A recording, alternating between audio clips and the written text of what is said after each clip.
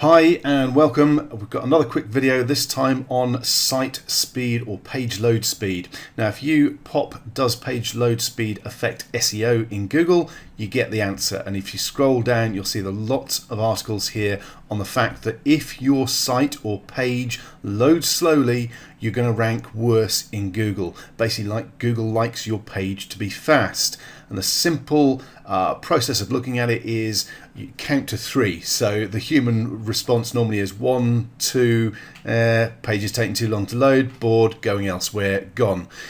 Basically, if your page or your site takes more than 3 seconds to 4 seconds to load, you are going to be losing visitors, which is why Google doesn't like it. So you've got to make sure your site loads as quickly as possible, which is where WordPress cache plugins come in. Unfortunately, they're not as good as most of them would have you believe. Okay, this video is not going to be about going through all those different cache plugins and testing them all.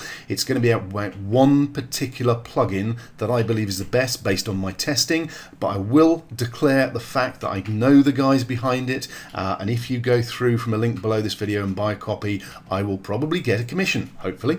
But it is based on this being really good.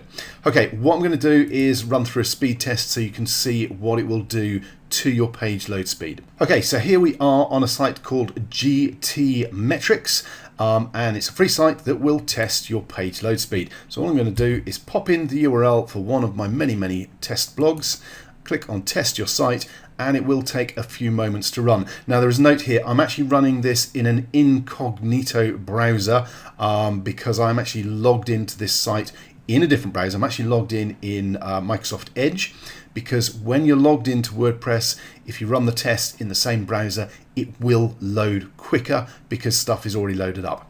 Now there we go, we've got the results up. And as you can see, the page load speed isn't particularly brilliant, 79%, 3.5 seconds. So what we're going to do now is pop across to my Microsoft Edge browser where I'm actually logged into the site, and I'm going to click on Upload Plugin, browse to where the plugin is, simply choose the plugin, which is called vipercache.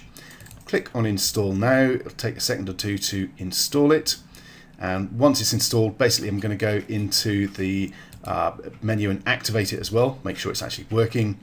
So it'll take a second or two, and as you can see, it's saying vipercache is activated, but it's unlicensed. So I'm actually going to pause the video for just a moment or two while I pop in my license key, because I don't want you copying my license key. I'll be straight back in just a moment. Okay, so I've activated my license and I've quickly come into the vipercache settings and switched it on basically. I've also enabled HTTPS because I've got a SSL certificate on this site. There are some extra bits here that I can switch on, play with, but the main thing is switch it on.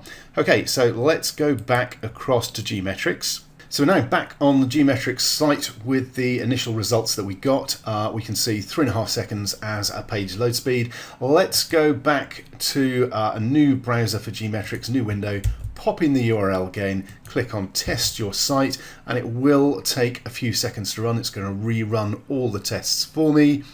Adding job to queue, it says fetching site. Should only take another moment or two, and I'll keep talking while it's running.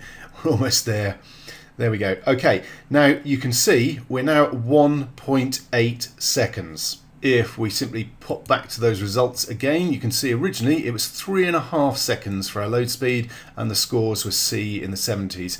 The actual score doesn't seem to have gone up much, it is in the green, but the page load speed is almost halved. Okay, so that's a massive difference. Now there are more things that we can do to speed up our site load speed. For instance, if we went back to the plugin itself, we could also enable file image size fixing, which you'll notice if we come back here is something that says serve scaled images. If we improve that through the plugin, that will push our scores further up. There's other bits we can do. Again, the improvement simply from switching the basic defaults for the cache plugin on are pretty significant, but there's more we can do with the plugin as well. So you can see the kind of difference using the right cache plugin makes. A vipercache is by far my preferred recommendation. It does the job and it does it really well. Now, one quick note, when you first install the cache plugin, before you come and run the speed test, it is actually worth loading up the site itself. It depends on how many visitors you get to your site. This site gets quite a few visitors, so it's likely someone's already hit the site and initiated the cache itself, so it's done its job. Whereas if your site isn't getting a lot of visitors, you might want to just go to the site, put it in your browser, refresh the site, just so the cache has done its job and created a cached version of the page, then run the speed test, because that's when the speed increase will kick in because of that caching. Okay, so that's a pretty quick demonstration video of how to speed up your page load times. If you want to get a copy of that particular WordPress plugin yourself, you can find it on vipercache.com. So feel free to pop over there and have a look and check it out for yourself. Thanks very much for watching.